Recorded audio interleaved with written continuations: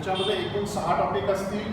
त्याच्यामध्ये नर्व आहे, मसल आहे, डायजेशन आहे, रेस्पिरेशन आहे, एक्सक्रिशन आणि कार्डिओव्हास्क्युलर सिस्टीम असे एकूण जे 6 टॉपिक आहेत. त्या 6 टॉपिकपैकी आपण जी सुरुवात करणार आहोत ती सुरुवात करणार आहोत एका टॉपिकपासून आहे, ते आहे एक्सक्रिशन टॉपिक. तर हे जे 6च्या 6 टॉपिक आहेत त्याच्यामध्ये आपल्याला फिजिओलॉजी स्टडी करायची. तर what is exactly animal physiology? Animal physiology is the biology related with the animals. म्हणजे काय?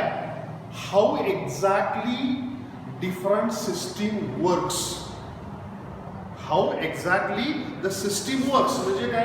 नर्व सिस्टीम कशी वर्किंग होते, मसलचं वर्किंग कसं होतं, डायजेशन कसं होतं, रेस्पिरेशन कसं होतं, एक्सक्रिशन कसं होतं, कार्डिओव्हास्क्युलर सिस्टीम, हे सगळे ॲनिमल फिजिओलॉजीचे भाग आहेत. त्याच्यामध्ये नेमकं एक्झॅक्टली याचं वर्किंग कसं होतं, that is what we are going to study here. So the study of working of that system is the physiology. जेव्हा आपण एखाद्या सिस्टीमचं स्ट्रक्चर स्टडी करतो त्याला आपण ॲनाटॉमी म्हणतो. So we have to study the physiology of all these 6 different topics. Out of these 6 different topics, we will begin with the topic excretion. आता हा जो एक्सक्रिशन टॉपिक जो आहे तो एक्सक्रिशन टॉपिक आपल्याला एकूण 5 पॉइंटमध्ये स्टडी करायचा आहे. तर हे 5 पॉइंट कोणते? पहिला जो आहे तो व्हॉट इज एक्सक्रिशन. एक्सक्रिशन म्हणजे एक्झॅक्टली का, तो भाग. दुसरा जो आहे तो ह्युमन एक्सक्रिटरी सिस्टीम. जे एक सांगायची गोष्ट, हे जे काही 6च्या 6 टॉपिक आहेत हे 6च्या 6 टॉपिक आपल्याला ह्युमन बॉडीशी रिलेटेड स्टडी करायचे. म्हणजे ह्युमन एक्सक्रिशन, ह्युमनचा ब्रेन किंवा त्याचं वर्किंग कसं होतं, human muscle, digestion, respiration, excretion आणि कार्डिओव्हास्क्युलर सिस्टीम, हे सगळे ह्युमन बिईंगचा स्टडी आहे. त्याच्यामध्ये जो काही पहिला जो भाग आहे तो ह्युमन फिजिओलॉजीमधला एक्सक्रिटरी सिस्टीमचा. एक्सक्रिशन म्हणजे काय, how exactly excretion occurs, that is what we have to study. So we have to study this topic under 5 different points. The first point is introduction, that is so that excretion म्हणजे exactly काय. तसं एक ढोबळ मानानं जे स्वरूप आहे, ढोबळ मानानं त्याची जी माहिती आहे त्याला आपण बघणार आहोत. दुसरा जो काही पॉईंट आहे that is a human excretory system. आपल्याला ह्युमन एक्सक्रिटरी सिस्टीम त्याच्यामध्ये मग किडनी असेल, युरेटर असतील, युरिनरी ब्लॅडर असेल आणि युरेट्रा, ही सिस्टीम साधारणतः कशी असते ते आपल्याला स्टडी करायचे. तिसरा जो आहे तो आपल्याला जे स्ट्रक्चर बघायचं आहे किडनीचं स्ट्रक्चर बघणार आहोत तिसऱ्या पॉईंटमध्ये. चौथा जो भाग आहे तो आपल्याला बघायचा आहे किडनीच्या आतमध्ये असलेल्या जे युरिनिफेरस ट्यूब्यूल्स आहेत, त्या युरिनिफेरस ट्यूब्यूल्सच्या बद्दल आपल्याला माहिती घ्यायची आहे. त्या युरिनिफेरस ट्यूब्यूल्सला दुसरं नाव आहे नेफ्रॉन. ओके, कळलं का? नेफ्रॉन म्हणजेच युरिनिफेरस ट्यूब्यूल. आणि जो काही 5वा जो मुद्दा आहे तो मेकॅनिझम ऑफ युरिन फॉर्मेशन, म्हणजे ह्युमन एक्सक्रिटरी सिस्टीमचं वर्किंग कसं होतं, that is what we have to study into mechanism of urine formation. म्हणजे नेमकं आपल्या शरीरामध्ये युरिन कसं तयार होतं, how kidney helps in the formation of urine, that is what we have to study. So this is the excretory system that we have to study under 5 different points: introduction, human excretory system, kidneys, structure of uriniferous tubule or nephron आणि mechanism of urine formation. तर आपल्याला हा जो topic आहे त्या 5 point पुरता मर्यादित study करायचा आहे. ओके, तर आपण आता काय करणार आहोत, इंट्रोडक्शन पासून सुरुवात करणार आहोत. Okay, the topic that is excretion we have to study under 5 different points, and the first point is introduction. So what is excretion? So excretion is basically the removal of nitrogenous waste from your body. Now how exactly the waste materials in our body is produced? You know that when we eat or when we drink, then that material is processed inside the body. Either there is a catabolism or there is a metabolism. And in these catabolic activities or metabolic activities, different reactions occurs, and as a byproduct, there is a formation of water, there is a formation of carbon dioxide, there is a formation of different types of chemicals along with the nitrogen containing compounds. The nitrogen containing compounds are harmful to the body, so that must be eliminated. So whatever that different byproducts which are harmful to our body, or that the excess amount of the byproducts which are generated, they are removed from the body. So whatever excess water is there, that is removed from through the excretory system via the urine. Some amount of water is released outside through our respiratory system in the form of water vapors. The CO2, which is byproduct, that is also released outside through the respiratory system. There are some pigments, liver byproducts, which are released outside the body through our intestine. And whatever nitrogen containing waste products are there, like there is a urea, there is ammonia, there is a uric acid. So these are the different types of nitrogen containing byproducts or waste products. They are removed from the body through the system, and that system is called as an excretory system. So what is basically excretion? Excretion is removal of nitrogenous waste. It means that they contain some nitrogen. That may be ammonia, that may be urea, that may be uric acid. So all these waste products which are harmful to our body, they are removed from your body with the help of a system. That system is called as an excretory system. So excretion is removal of nitrogenous waste materials from the body. Okay. Now this is the prime function of the kidney. The kidney is also responsible for removal of different types of chemicals which are dissolved into the water. They are removed from your water, so that kidney, through the urine. Now we will be having the study of the second part, that is human excretory system. As you know that now, whatever human excretory system is there, that human excretory system is made up of different organs. Like it has two kidneys, that is a pair of kidney, a pair of two thin tubes which are called as a ureters.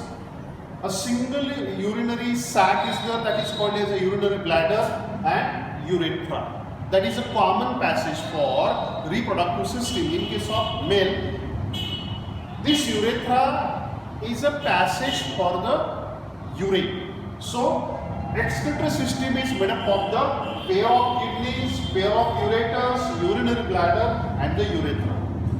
Now we have to see one by one. You know that now, whatever kidneys are there, the kidneys are brown colored kidneys, that bean-shaped structures which are present into the abdominal cavity on the posterior side, on either side of the vertebral column. It is attached with the peritoneal membrane and adipose tissue into the abdominal cavity. Whatever that two kidneys are there, these two kidneys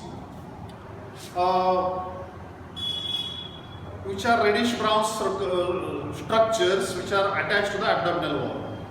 Now kidneys are about 10 centimeter long and 5 centimeter wide, and they are having a 3 centimeter thickness. In case of adults, it weighs about 125 to 170 grams. म्हणजे त्यांचं जे वजन असतं ते ॲडल्ट्समध्ये 125 ते 170 gram एवढं वजन आहे. Due to the position of the liver, the right kidney is slightly onto the lower side and the left kidney is slightly onto the upper side. So this is a positional difference between the right and the left kidney. The outer surface of the each kidney is a convex, while inner surface is the concave. Now whatever concave surface is there, you can see in this figure that due to this concave surface, there is a presence of a depression that is called as a hilus, and this is the hilus through which the ureters goes outside. Okay, so the ureter goes outside and it will go in the downward direction and it will be joined to the urinary bladder. So this is just a kidney. Now whatever two ureters are there, the two ureters are very small narrow tubes which runs through, which leaves the kidneys and runs in the posterior direction and opens into the urinary bladder.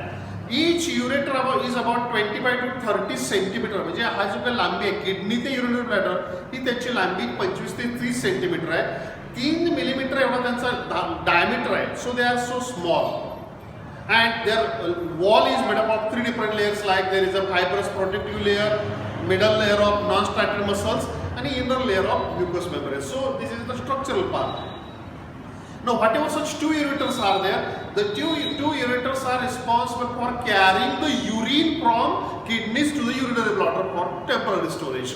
So kidneys will produce urine, will form urine. The formed urine will be carried in the downward direction by the two ureters, and these two ureters joins to the urinary bladder, and into the urinary bladder the urine will be temporarily stored.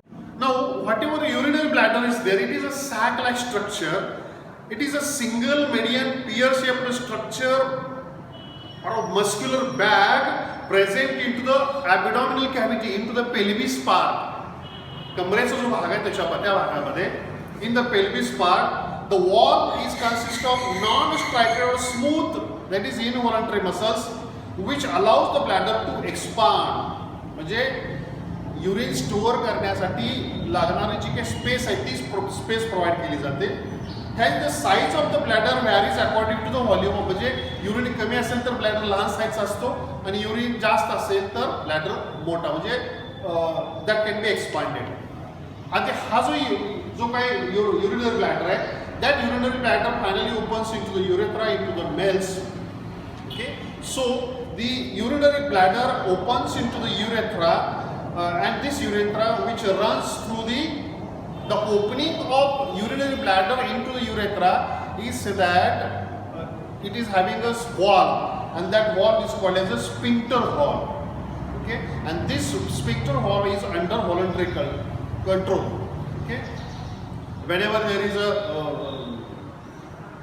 म्हणजे ज्यावेळेला आपली इच्छा होते युरिनेशनची, then we can say that relax that wall. Okay, so the capacity of this urinary bladder in case of adult is about 300 to 800, म्हणजे 300 ml ते 800 ml पर्यंत आपण urine तात्पुरतं स्टोअर करू शकतो.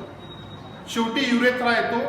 It is a median single terminal duct extends from the urinary bladder outside to the outside. म्हणजे urinary bladder पासून ते आउटसाइड पर्यंत जी ट्यूब युरिन कॅरी करते त्याला आपण युरेथ्रा म्हणतो. In case of male it is longer about 20 centimetre. मेलमध्ये तो त्याची लांबी एकूण 20 centimetre, and which runs through the penis on to the downward side, and which opens at the tip, and which functions as a common passage for the seminal fluid as well as to the urine. In case of female, urethra is relatively short, about just 4 centimeter. female excretory system मध्ये युरेथ्राची लांबी ही फक्त 4 centimetre असते. Mail मध्ये ती 20 centimetre असते.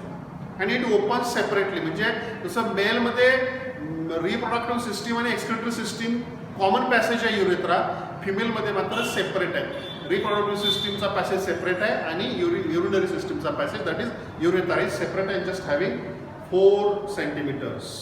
Okay, in case of female, whatever that urethra is there, urethra opens in front of vaginal opening in vestibule and it carries only urine. This is just regarding the human excretory system, that is it is having a kidneys, ureters, bladder and urethra. आता आपण बघणार आहोत histology of kidney. Now in case of this histology of kidney, you will see in this figure, this is a vertical section of the kidney. आणि हा जो काही vertical section आहे त्याच्यामध्ये तुम्हाला दिसेल kidney is basically divided into 2 parts. The outer layer is called as a renal cortex and inner central core layer core is called as a renal medulla. The kidney is externally covered by a capsule that is called as a renal capsule. So external covering is renal capsule. Internally the kidney is divided into two parts. The outer area, which is shown here by blue dots, is called as a renal cortex, and the inner core area is called as a renal medulla. Now, whatever renal cortex is there, the renal cortex contains uriniferous tubules, or it is also called as a nephrons. म्हणजे बाहेरचा जो area दिसतो, म्हणजे ज्याला आपण cortex म्हणतोय, त्या कॉर्टेक्समध्ये तुम्हाला नेफ्रॉन्स दिसतील. असं एका किडनीमध्ये साधारणतः 2 लाख युरिनिफेरस ट्यूब्यूल्स किंवा नेफ्रॉन्स असतात. आणि हा जो काही युरिनिफेरस ट्यूब्यूल आहे, या युरिनिफेरस ट्यूब्यूलचा कलेक्टिंग डक्ट आणि हेनलेस लूपचा काही भाग हा फक्त मेडुलामध्ये येतो. Otherwise Malpighian body, proximal convoluted tubule, distal convoluted tubule आणि कलेक्टिंग ट्यूब्यूलचा मेजर भाग हा सगळा याच्यामध्ये कॉर्टेक्समध्ये येतो. So this is a vertical section of the kidney which is divided into outer cortex and inner medulla. Now on the inner side the hilus is there, which is the kidney is basically a bean shaped structure. आणि हा जो काही आतला भाग जो आहे त्याच्यामध्ये तुम्हाला दिसेल the blood, the arterial blood is supplied, oxygenated blood is supplied to the kidney by renal artery, while the purified blood is collected by renal veins. So this arrow shows the flow of blood. So renal artery supplies blood and renal vein collects the purified blood. And the ureter is also there. This is the ureter which is responsible for carrying urine, which runs in downward direction and joins to the urinary bladder. This arrow shows the flow of urine. Okay, so this is the ureter which carries the urine in the downward direction. Now you will see in the medullary part there are conical projections. Such 10 to 12 pyramid-like structures are there, and these are called as a renal pyramids. Okay, so these are called as a renal pyramids. Now, whatever renal pyramids are there, such 8 to 10, so that 10 to 12 renal pyramid-like structures which are called as renal pyramids, or it is also called as a medullary pyramid. Now, whatever medullary pyramids are there, medullary pyramids are nothing but terminal portions of the nephrons or terminal portions of the uriniferous tubules. Now, whatever such that urine is produced by the nephrons or uriniferous tubule, that is poured into this vacant area at the center, and this is called as a renal pelvis. Okay, so renal pelvis is responsible for collection of the urine from all renal pyramids. Now, whatever renal pyramids are there, renal pyramids, the opening of the renal pyramids into the pelvis. So this is a renal pyramid now. This renal pyramid is carrying the urine in towards the renal pelvis. The opening of the renal pyramid into the pelvis is called as a minor calyx. Okay, you know that there is a calyx present into the flowers. Okay, जो फुलाच्या खाली असतो तशा प्रकारचा. So there is a minor calyx and major calyx. Minor calyx is the single opening of the renal pyramid into the pelvis, while when such so that 2-3 pyramids comes together to open into the pelvis, then it is called as a major calyx. So the opening of pyramid is called as a minor calyx. 2 to 3 renal pyramids opens into the pelvis, that is called as a major calyx. All these pyramids opens into the open space at the core, which leads to the ureter finally and carries the urine, that is called as a renal pelvis. Now, whatever that 2 successive renal pyramids are there, the 2 successive renal pyramids has a gap between them, and that gap, that column-like structure is called as a column of Bertin. Okay, now this is a column of Bertini which contains different types of the tissues are there or cells are there. Okay, so this is a vertical section of the kidney which shows outermost covering, which is called as a renal capsule. Internally the kidney is divided into two parts, the outer cortex and inner medulla. Outer cortex contains all that near about 2 lakh nephrons or uriniferous tubules are present into this cortex, and the part of Henle's loop along with the collecting duct, and also that the major part of that collecting duct that is responsible for, so that is present into the medulla. The core portion of the medulla shows 10 to 12 pyramid-like structures which are called as the renal pyramids. Okay, so these are the renal pyramids which finally opens into the open space that is called as a renal pelvis. आणि हा जो renal pelvis आहे, या renal pelvis मध्ये सर्व pyramid मधून आलेलं urine collect केलं जातं आणि त्याच पेल्विस पासून तुम्हाला इथं खाली युरेटर गेलेलं दिसेल. So this is the vertical section of the kidney. We will be having the structure of nephron or uriniferous tubule. Okay, so basically whatever nephron or uriniferous tubule is divided into two parts. The first part, which is called as a Malpighian body, and the second part from this neck up to this is called as a renal tubule. Now whatever Malpighian body is there, the Malpighian body is divided into two parts again, Bowman's capsule and glomerulus, while renal tubule is divided into again different parts. It begins with the neck, proximal convoluted tubule, Henle's loop, distal convoluted tubule. So these are the different parts of renal tubule. Now we have to see one by one. So whatever that Malpighian body is there, the Malpighian body is present into the cortex region of the kidney.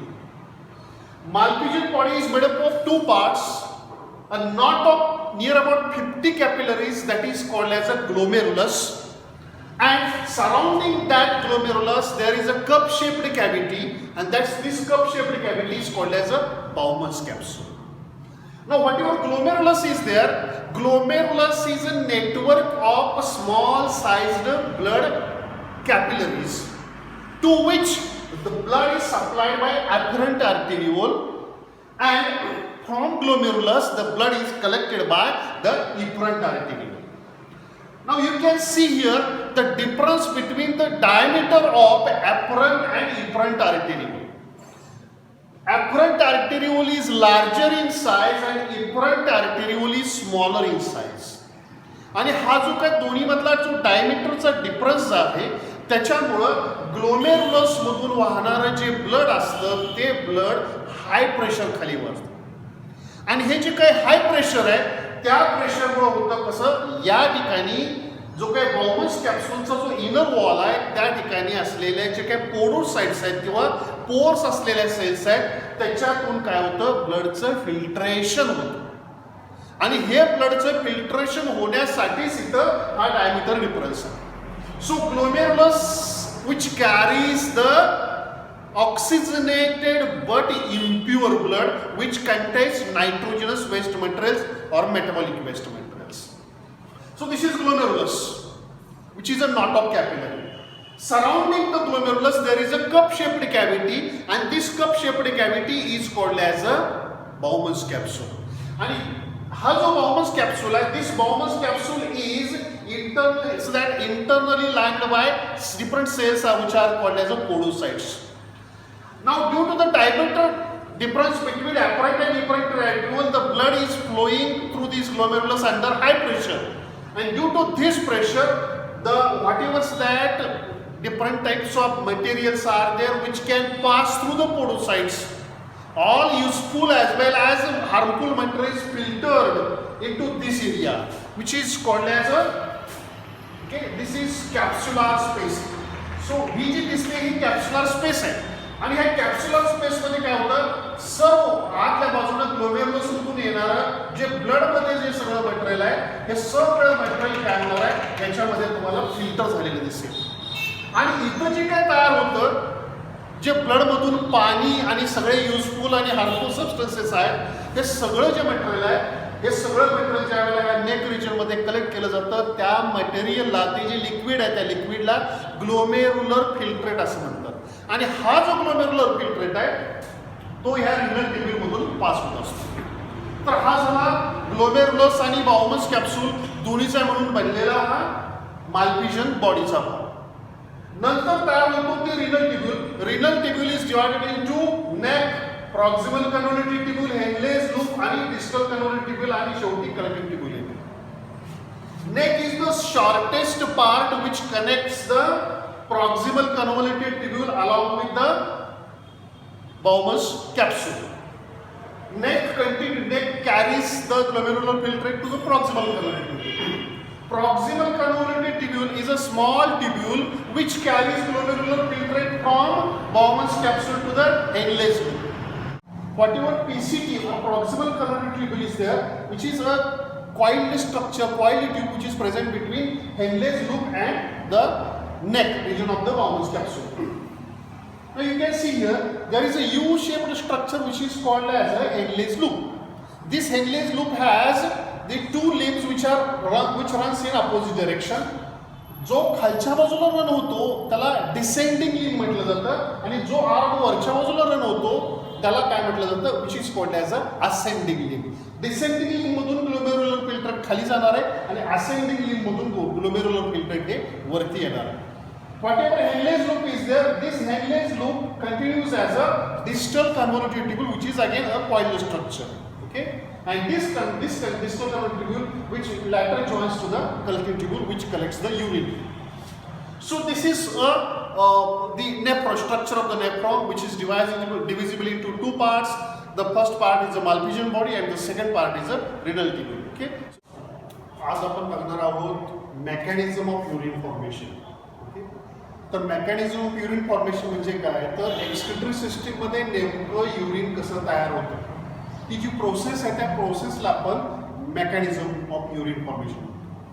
तर हा जो mechanism आहे किंवा urine formation हे 3 स्टेपमध्ये होतं. त्याच्यापैकी पहिली जी स्टेप आहे दॅट इज अल्ट्रा फिल्ट्रेशन, दुसरी जी स्टेप आहे त्याला आपण सिलेक्टिव्ह रिॲब्सॉर्प्शन म्हणतो आणि तिसरी जी स्टेप आहे त्याला ट्युब्युलर सिक्रेशन म्हणतो.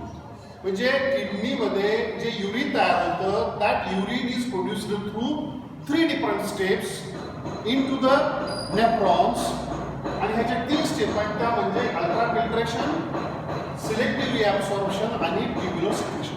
आता ह्या 3 स्टेप नेफ्रॉनमध्ये कशा होतात ते आपण बघणार आहोत. ओके, तर हे युरिनिफरस ट्युब्युल आहे किंवा याला आपण नेफ्रॉन असं म्हणतो. तर याच्यामध्ये ती जी पहिली जी स्टेप आहे ती पहिली स्टेप त्याला अल्ट्रा फिल्ट्रेशन म्हणतो ते होते मालपिजन बॉडीमध्ये. दुसरी जी स्टेप आहे त्याला सिलेक्टिव्ह रिॲब्सॉर्प्शन म्हणतो. ती जी स्टेप आहे ती होते प्रॉक्सिमल कन्व्होल्युटिव्ह ट्युब्यूल आणि हेनलेस लूपमध्ये. नंतर तिसरी जी स्टेप आहे त्याला आपण ट्युब्युलर सिक्रेशन म्हणतो. ती ट्युब्युलर सिक्रेशनची स्टेप जी आहे ते डिस्टल कन्व्होल्युटेड ट्युब्यूलमध्ये. तर हे नेमकं कसं होतं ते आपण बघणार आहोत. पहिल्यांदा आपण बघूया ultra filtration. Ultra filtration means filtration of blood at a microscopic level. म्हणजे काय होतं या ठिकाणी तुमच्या लक्षात येईल की इथं ग्लोमेरुलस जो आहे त्या ग्लोमेरुलसला ब्लड सप्लाय केलेला आहे ॲफरंट आर्टेरिओलनं आणि ग्लोमेरुलस मधून ब्लड वाहून नेलंय इफरंट आर्टेरिओलनं.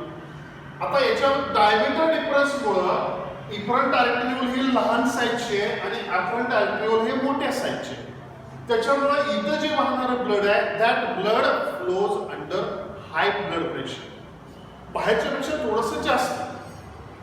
म्हणजे इथलं जे ब्लड आहे ते साधारणतः आर्टेरियल ब्लड ते 75 mm ऑफ Hg एवढ्या प्रेशरमध्ये वाहतं आणि जे काही जो प्रेशर डिफरन्स त्या ठिकाणी ऑस्मोटिक प्रेशर आणि प्रेशर डिफरन्स जो क्रिएट केला जातो तो आहे net pressure difference 25 mm of Hg. आणि हा जो काही नेट प्रेशर डिफरन्स जो आहे 25 mm ऑफ Hg त्याच्यामुळे काय होतं इथलं जे ब्लड आहे ते ब्लड फिल्टर केलं जातं. फिल्टर म्हणजे त्या ब्लडमधून युजफुल आणि हार्मफुल सबस्टन्सेस हे बाहेर रिलीज केले जातात. ते कुठं रिलीज केले तर ह्या बाउमन्स कॅप्सूलमध्ये. म्हणजे इथं अल्ट्रा म्हणजे मायक्रोस्कोपिक लेवलला ब्लडचं फिल्ट्रेशन होतं, म्हणून त्याला अल्ट्रा फिल्ट्रेशन म्हणजे मायक्रोस्कोपिक लेवलला होणारं फिल्ट्रेशन असं म्हणतात. So this is ultra filtration. आता हे जे काही ब्लड फिल्टर होतं तर किती ब्लड फिल्टर होतं तर तुमच्या लक्षात येईल की एका मिनिटामध्ये साधारणतः इथं जे काही ग्लोमेरुलर फिल्टर तयार होतं 175 ml of glomerular filtrate is produced per minute. Okay, 175 ml of glomerular filtrate is produced per minute. आणि इथं साधारणतः याच्यामध्ये हा जो ग्लोमेरुलर फिल्ट्रेट जो तयार होतो त्या ग्लोमेरुलर फिल्ट्रेट मध्ये असं सगळं मटेरियल आहे की जे या कोडोसाइट मधून आरपार जाऊ शकते. म्हणजे फक्त हाय मॉलिक्युलर वेट असलेले जे मटेरियल आहे मग त्याच्यामध्ये प्रोटीन्स असतील किंवा काही आयॉन्स असतील किंवा ब्लड सेल्स असतील एवढंच फक्त राहतं त्याच्यामध्ये. बाकीचं सगळं युजफुल आणि हार्मफुल सबस्टन्सेस सगळे इथे या ठिकाणी फिल्टर होतं. या ठिकाणी जो फिल्ट्रेट जनरेट झाला त्या फिल्ट्रेटला ग्लोमेरुलर फिल्ट्रेट असं म्हटलं होतं. आणि हा जो ग्लोमेरुलर फिल्ट्रेट आहे this glomerular filtrate now enters into the proximal convoluted tubule. आता इथपर्यंत एक proximal convoluted tubule आहे. तर या proximal convoluted tubule मधून सगळे युजफुल सबस्टन्सेस ऍब्सॉर्ब केले जातात. कोणते तर त्याच्यामध्ये स्मॉलर मॉलिक्युलर वेट असलेलं प्रोटीन्स असतील किंवा कार्बोहायड्रेट्स असतील, अमिनो ऍसिड्स असतील, लिपिड्स असतील, आयॉन्स असतील, सोडियम क्लोराईड असेल. ओके, हे सगळं जे मटेरियल आहे हे सगळं मटेरियल इथून बाहेर काढलं जातं. Okay, so this is called as a second step, that is called as a selective reabsorption. Selective reabsorption म्हणजे काय तर जे पाहिजे तेवढंच ऍब्सॉर्ब करायचं, जे नको आहे ते तसंच आतमध्ये ठेवायचं, याला सिलेक्टिव्ह रिअब्सॉर्प्शन म्हणायचं. म्हणजे जे काही कंपाऊंड्स आहेत हे सगळे कंपाऊंड्स जे युजफुल आहेत किंवा ज्याची शरीराला गरज आहे असं सगळं मटेरियल या ग्लोमेरुलर फिल्ट्रेट मधून परत बाहेर काढलं जातं. त्याला म्हटलं जातं सिलेक्टिव्ह रिअब्सॉर्प्शन. आणि हे सिलेक्टिव्ह रिअब्सॉर्प्शन मध्ये सगळे सबस्टन्सेस जे पाहिजेत आपल्या शरीराला परंतु जे या ग्लोमेरुलर फिल्ट्रेट मध्ये आलेले ते परत बाहेर काढले जातात, त्याला आपण म्हणतो सिलेक्टिव्ह रिअब्सॉर्प्शन. आणि ते होतं प्रॉक्सिमल कन्व्होल्युटेड ट्यूब्यूल मध्ये. दुसरा जो भाग आहे त्याला आपण हेनलेज लूप म्हणतो. Okay, so this is the Henle's loop. Henle's loop is responsible for reabsorption of water. इथून जेवढं ग्लोमेरुलर फिल्ट्रेट तयार होतं त्याच्यापैकी 80% ग्लोमेरुलर फिल्ट्रेट जे वॉटर आहे ते सगळं वॉटर 80% पाणी जे बाहेर चाललेलं होतं एकूण जेवढं आलेलं आहे त्याच्यातलं 80% परत बाहेर काढलं जातं.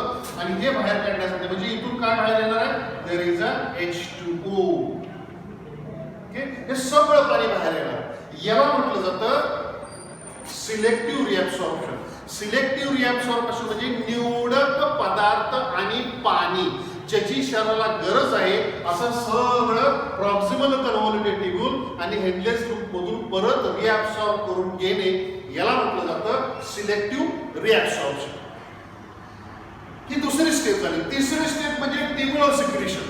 आता ट्यूब्युलर सिक्रेशन म्हणजे काय इथं तुमच्या लक्षात येईल की आपल्या ब्लड मध्ये किंवा शरीरामध्ये असे काही सबस्टन्सेस असतात की जे आपल्या शरीरासाठी घातक आहेत, लाईक ड्रग्स जे आपल्या शरीरासाठी घातक आहेत परंतु ज्याची आपल्याला गरज नाही किंवा जे शरीरासाठी हार्मफुल आहेत असे सबस्टन्सेस की जे इथून फिल्टर होऊ शकलेले नाही, ज्यांचं मॉलिक्युलर वेट जास्त आहे असं जे मटेरियल आहे हे इथून अल्ट्रा फिल्ट्रेशन मध्ये फिल्टर न होता हे पुढे तसंच इफरंट आर्टरियल मध्ये निघून जात असतं. Okay, so this is the material which is not required for our body but it is harmful for our body, so that must be eliminated. ते शरीरातून काढून टाकलं पाहिजे. म्हणून साठी हे जे मटेरियल आहे हे मटेरियल काय केलं जातं तर त्याच्यामध्ये पोटॅशियम आयॉन्स असतील किंवा काही ड्रग्ज असतील, anything which is not filtered into the glomerulus or ultrafiltration, but that is harmful for our body, that is secreted, that is actively using energy, that is actively secreted into the distal cannulated tubule. Distal converted tube आहे, याच्यामध्ये ह्या tube मध्ये हे सगळं material आतमध्ये ढकललं जातं. या प्रोसेसला म्हटलं जातं tubular secretion. So tubular secretion is release of any material which is not required for our body. In fact, if it is harmful for our body and if it is not filtered into the malpighian body, that material leaves the glomerulus, it enters into the efferent arteriole, vasa recti, आणि ह्या efferent arteriole मधून किंवा vasa recti मधून हे material कुठं एनर्जीचा किंवा एटीपीचा वापर करून त्या ट्यूब्यूल मध्ये सिक्रीट केलं जातं.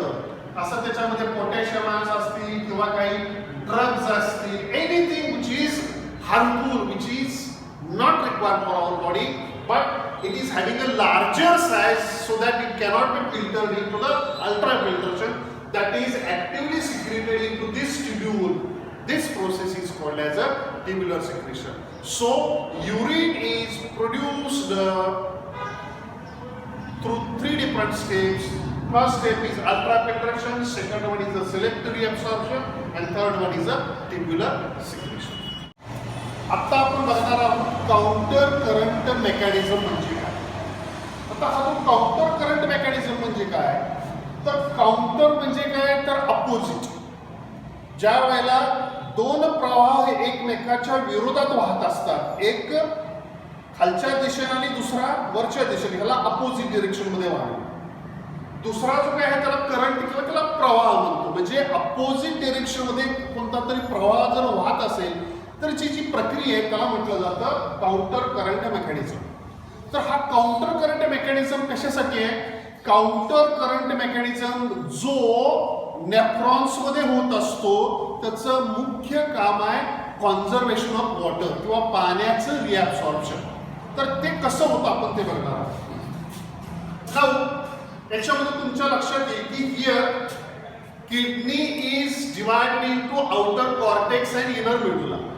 तर इथे जी काही डॉटेड लाईन दाखवलेली आहे त्याच्यापैकी तुम्हाला हा जो भाग दिसतो त्याच्यामध्ये बाउमन्स कॅप्सूल आणि ग्लोमेरुलस किंवा माल्पिजियन बॉडी आणि डिस्टल कन्व्होल्युटेड ट्यूब्यूलचा काही भाग हा बाहेरच्या भागामध्ये किडनीच्या, ज्याला आपण कॉर्टेक्स म्हणतो, त्या कॉर्टेक्स मध्ये आहे. हा जो काही मधला जो भाग दिसतोय तो मेडुलाचा भाग आहे, त्याला ऍक्च्युअली आउटर मेडुला म्हणायचं. तर आउटर मेडुलामध्ये काय आहे, आउटर मेडुलामध्ये आहे प्रॉक्सिमल कन्व्होल्युटेड ट्यूब्यूलचा काही भाग येतो, हेनलेस लूपचा काही भाग येतो आणि कलेक्टिंग डक्ट येते, किंवा डिस्टल कन्व्होल्युटेड ट्यूब्यूलचा काही भाग येतो आणि कलेक्टिंग डक्ट येते. आणि जो इनर मेडुला जो आहे, so this is inner medulla. Inner मेडुलामध्ये तुम्हाला दिसेल की या ठिकाणी काय आहे, तर हेनलेस लूपचा टर्मिनल पोर्शन आणि कलेक्टिंग डक्ट जी रिनल पॅपेलामध्ये ओपन होते तेवढा भाग. आता नेमकं काय होतं, त्याला काउंटर करंट मेकॅनिझम का म्हटले.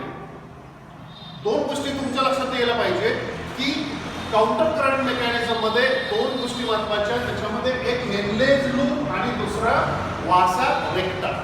तर पहिल्यांदा आपण हेनलेस लूप बघूया. Henle's loop is present into the medullary part of the kidney.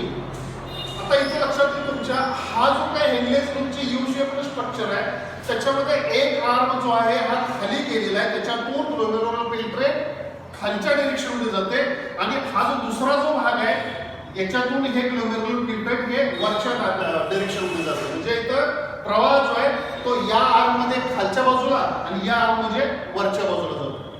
तर हे जे काही खाली जाणारा जो काही भाग आहे त्याला डिसेंडिंग लूप ऑफ हेनले म्हणायचं, आणि जो काही वरती जो लूप येतो आर्म त्याला असेंडिंग लिंब असं म्हटलं जातं.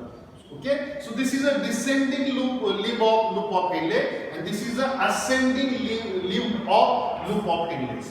आता याच्यामध्ये दुसरं त्याच्या सोबतच इफरेंट आर्टरीची एखादी आर्टरी की जी नंतर ह्या हेनलेस लूप मध्ये च्या सभोवताली एक नेटवर्क तयार करते किंवा जाळं तयार करते, त्याला काय म्हटलेलं आहे, that is called as the Vasa रेक्टा.